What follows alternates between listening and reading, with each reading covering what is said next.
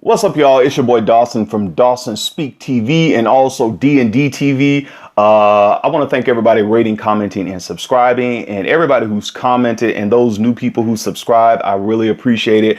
And shout out to everybody who comment. One thing I always believe is just because you have the mic does not mean you're always right.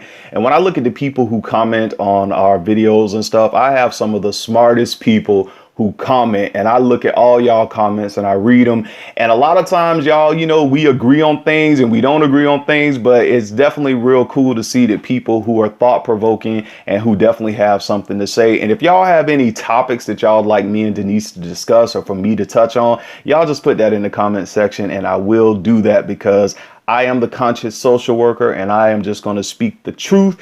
And that's what I'm going to do right now on this video. Now, dozens of mourners turned out for an invitation-only service of Aaron Hernandez' hometown, including his mother and his fiance and several of his defense attorneys and friends from his playing days at the University of Florida and the New England Patriots. Hernandez was serving a life sentence for a 2013 murder, hanged himself in his cell in a maximum security prison in Massachusetts on April 19th. Only days earlier had he been acquitted of murder charges in the shooting deaths of two men in Boston in 2012. At the request of Hernandez's fiance, a Massachusetts judge ruled that the district attorney must provide the family with copies of 3 notes Hernandez left next to a Bible before killing himself. An attorney for Hernandez said authorities had refused to share the contents of the notes until the investigation into Hernandez's death was complete. And apparently, allegations are centering on Hernandez's sexuality go far deep than just this note that people are saying that he had a gay jailhouse lover, and that his longtime bisexual orientation, that may have been a reason that fueled him murdering Odom Lloyd. Now, a lot of people are doing, different things on blogs talking about Aaron Hernandez's sexuality and all this type of stuff, and that's the reason why he murdered his Odom Lloyd. But I just want to say this: is it a far-fetched to believe that this could be true?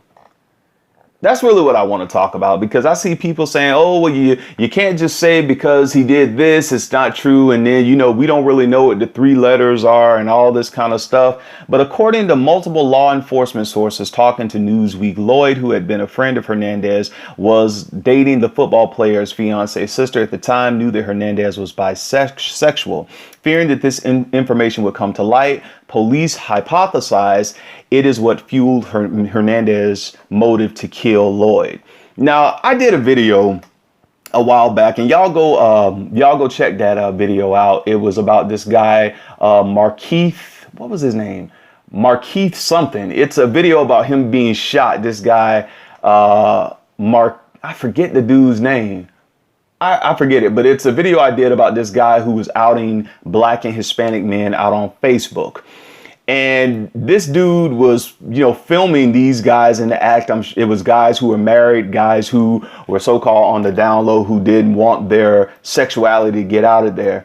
And, this guy had a huge following of Black women and a huge following of women who would post, repost his information back to Facebook, and if you were their friends, it would end up on your timeline, and you would see this dude was so out there that his stuff got on World Star Hip Hop and got like millions of views. His name is Markeith Rivers, and this dude outed some guy, and the guy shot this dude several times. And so when I look at the Aaron Hernandez situation and people saying, there were people saying, oh, this dude wasn't gay. Oh, this dude wasn't. We don't know what people are. I'm sad that the man, chose to take his life out like that. But I'm not, I got to look at the fact. I'm sad that he, was serving a life sentence for killing Odom Lloyd. And, that is just like, there was a football player who played with him who said that he doesn't feel sorry for him and stuff like that. I think my mindset is just that these guys get opportunities that, you know, some young boys around America would die for. And no pun intended with that, but y'all know what I'm talking about. There are guys who spend their days after high school and in college practicing football, practicing basketball, practicing baseball, and they just want that one shot to go to the NBA, to go to the NFL, to go pro in what they do. And when you have situations like this that happen to him and he gets that shot and then messes it up, it's real sad to me. But then on the fact that, you know, they're saying this secret life could be the reason why he killed this dude. And people are saying, no, that's not it. Don't taint his legacy. Don't taint this all. Look, man, it was tainted when he killed the dude. When he just got acquitted from those two things. It's like, I just don't see how a lot of people can be so blind to the fact that we really don't know what people do in their personal life. And it's sad because the 3 notes that they said, one was for his daughter, one was for his fiance, and one is for this guy who he apparently became real close with in prison. It'll come out eventually. But the thing is that people don't believe that just because somebody can be a football player and that they're masculine and that they're, you know, a pastor or this right here, that people don't have secret lives, or they won't cheat on their wives, or they won't do this because, you know, I don't know why people don't believe that.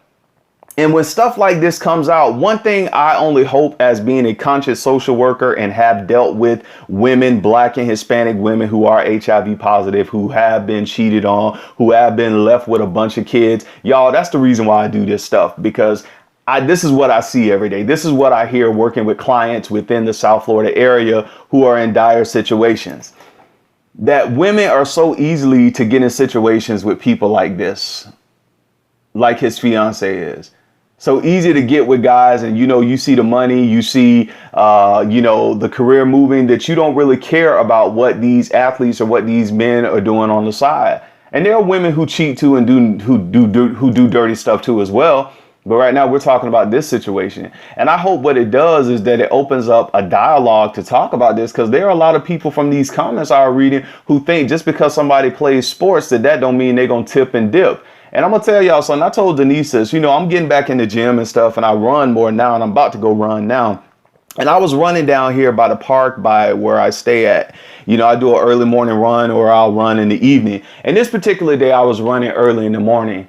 And further down from the park, I know, you know, they have prostitutes and stuff down there, you know, both women and transgenders, they prostitute further down the street. And one morning around about like 6:37, I was out there running. And I was running, man. And I mean, I'm trying to get my 3 miles in so I can get back home and get to work. And I see this car that was pulled over to the side, you know, and I'm just thinking, oh, man, you know, I ain't think nothing of it. But, you know, the car doors were open wide. And I'm like, well, who the hell, you know, they letting the car air out or something this early in the morning? So, you know, I got to run past it because I'm running around the perimeters or whatnot. And I see this guy who is participating in a sexual act with once I got up close, you know, running by, I see that it was a transgender, because the transgender was basically naked and the guy was, you know, getting his thing on. And when I ran past the car, you know, I wasn't even close to it. I ran past, and the guy saw me run. He jumps up, pushed the transgender off, and was like, man, what the fuck you doing around here, nigga? Nigga, what the fuck you doing around here? Get the fuck out of here, nigga. What the fuck? And I'm like, dude, nigga, I'm running. You in a damn public park.